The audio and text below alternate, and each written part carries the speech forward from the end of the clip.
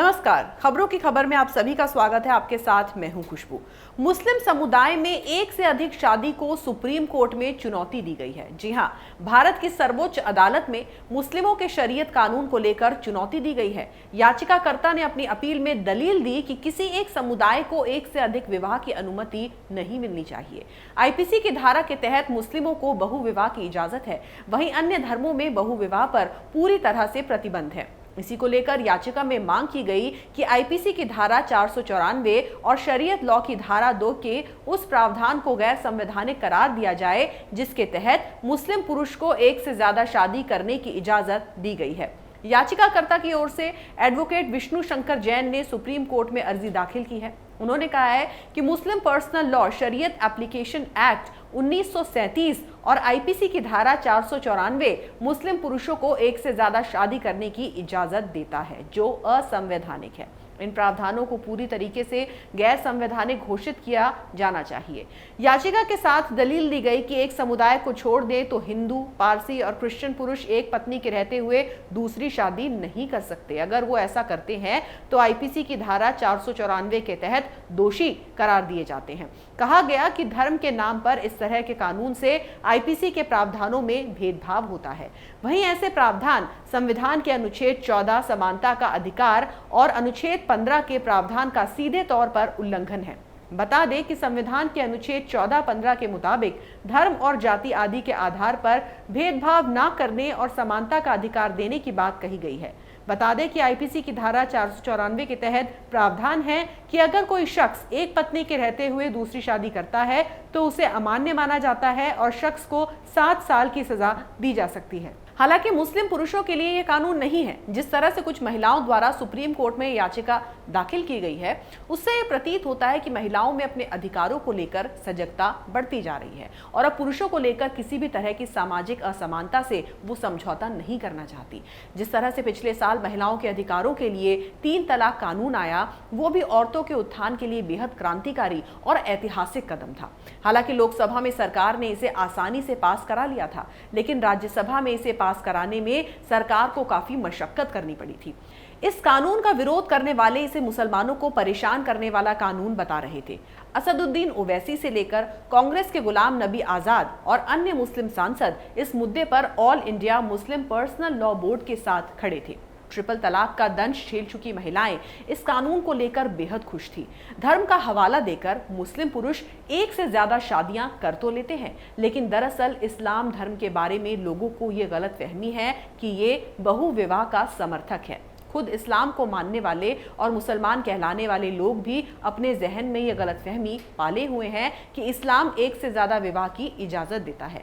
पवित्र ग्रंथ कुरान में देखें तो हम ये जान सकेंगे कि असलियत क्या है और हम दरअसल भ्रम में जी रहे हैं। जब इस्लाम धर्म का उदय हुआ था, उस युग में बहुविवाह प्रथा अपने चरम पर थी। कई लोगों की 100 या उससे ज्यादा पत्नियां थी, यानी अगर कोई 1, 2 या 3, 10 से अधिक पत्नियां भी रख रहा है तो उसे बुरा नहीं माना जाता था। इस्लाम ने इस प्रथा का विरोध किया और विवाह की संख्या की ऊपरी हद तय की। इस्लाम ने बताया कि एक व्यक्ति 4 से ज्यादा बीवियां नहीं रख सकता। 4 पत्नियां भी विशेष परिस्थिति में रखी जाएं। इस्लाम अपने इस फरमान में बहुविवाह का समर्थक नहीं है, बल्कि वो विशेष परिस्थितियों में एक से अधिक विवाह करने की अनुमति प्रदान करता है। कुरान सूरे निसा में लिखा है और सिर्फ एक से शादी की जाए। कुरान बहुविवाह की बजाय एक शादी का फरमान दे रहा है, लेकिन हमने उसके इस संदेश को सुना ही नहीं तो अमल क्या करेंगे। कुरान की सूरह निसा में कहा गया है, अपनी पसंद की लड़की से शादी करो। शादी 1, 2, 3 या 4 करो, और वो भी विशेष परिस्थितियों में। लेकिन अगर कहीं ये गुमान है कि तुम अपनी एक से ज्यादा बीवी को समान अधिकार नहीं दे पाओगे तो इससे अच्छा है कि एक शादी करो। साथ ही ये भी कहा है कि तुम कभी अपनी एक से ज्यादा बीवियों को समान अधिकार नहीं दे पाओगे। इससे ये साफ है कि कुरान कहता है कि एक शादी करो। इससे ये भी साफ होता है कि इस्लाम बहुप्रथा का हिमायती नहीं है, बल्कि ये विशेष परिस्थितियों की बात करता है। ये हमारा अंधकार है, अज्ञान है, जो हम कहते हैं कि इस्लाम में एक से ज्यादा विवाह को सही माना जा रहा है। बेशक इस्लाम में एक से ज्यादा विवाह करने पर पाबंदी नहीं लगाई गई है, लेकिन ये व्यवस्था भी परिस्थिति को देखते हुए दी गई है। सिर्फ अपने सुख के लिए इस्लाम का हवाला देकर एक से ज्यादा शादी करना जायज नहीं है। मुस्लिम समाज में महिलाओं का एक बड़ा तबका निजी कानूनों में सुधार चाहता है, लेकिन मजहबी रहनुमा और मुस्लिम नेता इसके हक में नहीं है। निजी कानूनों को लेकर समाज में बेचैनी का या तो इन्हें अंदाजा नहीं है या जानबूझकर अपनी आंखें बंद किए हुए हैं। अगर मुस्लिम देशों की बात करें तो तुर्की और ट्यूनीशिया के विवाह कानून उन समाजों के लिए एक क्रांतिकारी प्रस्थान है जहां बहुविवाह को धार्मिक मंजूरी है। अधिकांश मुस्लिम देश बहुविवाह के लिए कुरान की मंजूरी को नहीं मानते हैं, लेकिन कई पत्नियों के पति के एक तरफा अधिकार पर अंकुश लगाकर महिलाओं पर इसके प्रभाव को कम करना चाहते हैं। वहीं अल्जीरिया कुछ शर्तों के साथ बहुविवाह की अनुमति देता है। इसके लिए पिछली पत्नी या पत्नियों को अपने पति के नए विवाह के लिए सहमति देनी होती है और एक अदालत को यह निर्धारित करना होता है कि क्या आदमी सभी पत्नियों को समान न्याय की कानूनी शर्त को पूरा कर सकता है। यदि उसकी सहमति सुरक्षित नहीं है तो पिछली पत्नी तलाक की कार्रवाई शुरू कर सकती है। इस दिशा में मोरक्को एक कदम आगे चला गया। आदमी को नामित कोर्ट को फिर से शादी करने के अपने इरादे के बारे में सूचित करना होता है और कई पत्नियों को बनाए रखने के लिए अपनी वित्तीय क्षमता का प्रमाण देना होता है। अदालत पहली पत्नी को बुलाती है, दोनों पक्षों को कैमरे में सुनती है और लिखित रूप में इसके कारणों को बताते हुए पुरुष को फिर से शादी करने की अनुमति दे सकती है।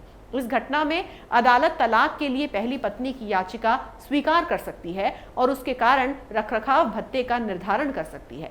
इस राशि का भुगतान 7 दिनों के अंदर करना होता है, जिसमें असफल होने पर शादी के लिए आवेदन को वापस ले लिया जाएगा।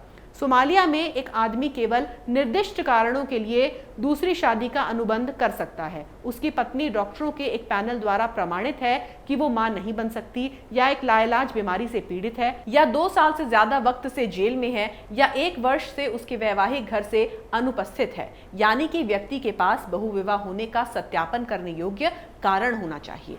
इन शर्तों में से कुछ इंडोनेशिया के कानून के अपवाद भी हैं, जो एक समय में एक पति या पत्नी के लिए सीमित हैं। इसके अलावा इंडोनेशियाई व्यक्ति को दूसरी पत्नी से शादी करने के लिए अपनी पत्नी की सहमति लेने के लिए कई पत्नियों को बनाए रखने के लिए अपनी वित्तीय क्षमता का सबूत प्रस्तुत करना पड़ता है और उनके समान उपचार की गारंटी देनी होती है। कानूनी औचित्य और वित्तीय क्षमता ऐसे कारक हैं जिनकी जांच सीरिया और इराक दोनों देशों की अदालतों में एक पुरुष को एक से अधिक पत्नी रखने की अनुमति देने से पहले करनी होगी। इराक में एक अदालत पति को फिर से शादी करने से रोक सकती है अगर यह निष्कर्ष निकलता है कि वो अपनी बीवी के साथ अन्याय कर रहा है। हालांकि कई अन्य मध्य पूर्वी देशों में बहुविवाह की निहित कठोरता के खिलाफ महिलाओं के लिए सुरक्षा कमजोर या अस्तित्वहीन है। वहीं इजिप्ट में आदमी को अपनी शादी का रजिस्ट्रेशन कराते समय ये बताना होता है कि क्या वो पहले से शादीशुदा है, क्या उसकी पहली पत्नी को नई शादी की सूचना है। ऐसे में उसकी बीवी के पास उसे तलाक देने का विकल्प है, लेकिन उसे सूचित किए जाने के 1 साल बाद यह अधिकार खत्म हो जाता है। वहीं लेबनान, मलेशिया, फिलीपींस और सिंगापुर में मुसलमानों के लिए बहुविवाह का कानूनी दर्जा प्राप्त है। नाइजीरिया और साउथ अफ्रीका में बहुविवाह को पारंपरिक प्रथा के रूप में और मुसलमानों के लिए स्वीकृति प्राप्त है। मॉरिशस में बहुविवाह को कानूनी दर्जा नहीं है। हालांकि मुसलमान पुरुष 4 बीवियों तक रख सकते हैं, लेकिन कानूनी तौर पर उन्हें पत्नियों का दर्जा नहीं मिलता है। तो आप अंदाजा लगा सकते हैं यहाँ पर कि विश्व के विभिन्न देशों में बहुविवाह या फिर एक से अधिक विवाह को लेकर क्या कानून है। उत्तरी और दक्षिणी अमेरिका के लगभग सभी देशों में इसे अवैध माना जाता है। अफ्रीका, मध्य पूर्व और पश्चिमी एशिया के लगभग सभी मुसलमान देशों में इसे कानूनी दर्जा प्राप्त है। भारतीय उपमहाद्वीप में पाकिस्तान और बांग्लादेश में इसे कानूनी मान्यता प्राप्त है। वहीं भारत में मुस्लिम पर्सनल लॉ के तहत ये सुविधा केवल मुसलमानों को प्राप्त है। संक्षेप में कहा जाए तो विश्व के 200 संप्रभु देशों में से कुल 58 देशों में बहुविवाह को कानूनी मान्यता मिली हुई है। यहाँ पर बात दरअसल बहुविवाह की नहीं है, बल्कि महिलाओं के अधिकारों की है। बहुविवाह आमतौर पर पुरुषों के उपलक्ष्य में ही इस्तेमाल होता आया है। अलग अलग देशों में इसे लेकर अलग अलग कानून हैं, लेकिन इस बात पर कोई ध्यान नहीं देता कि इसे लेकर महिलाएं क्या सोचती हैं। क्यों महिलाओं और पुरुषों को समाज में बिल्कुल एक समान दर्जा नहीं मिल सकता? आखिर हर नियम कानून महिलाओं पर लागू क्यों होते हैं? पुरुष चाहे किसी भी धर्म का हो, उसे बहुविवाह की इजाजत नहीं होनी चाहिए। कोई भी धर्म इस बात की इजाजत नहीं देता, क्योंकि जब तक महिलाएं खुद इसके लिए क्रांतिकारी कदम नहीं उठाएंगी, तब तक वो इसी तरह पुरुषों द्वारा प्रताड़ित की जाती रहेंगी। अगर आपको हमारा ये वीडियो पसंद आया तो इसे लाइक करें, शेयर करें और कैपिटल टीवी को सब्सक्राइब करें। नमस्कार। अगर आपको हमारा वीडियो पसंद आया हो तो इसे लाइक करें, हमारे चैनल को सब्सक्राइब करें और हाँ, बेल आइकन दबाना ना भूलें ताकि आप तक हमारे वीडियो की नोटिफिकेशन पहुंचती रहे। आप अपना सुझाव हमें कमेंट बॉक्स में दे सकते हैं। हमारे साथ जुड़ने के लिए शुक्रिया।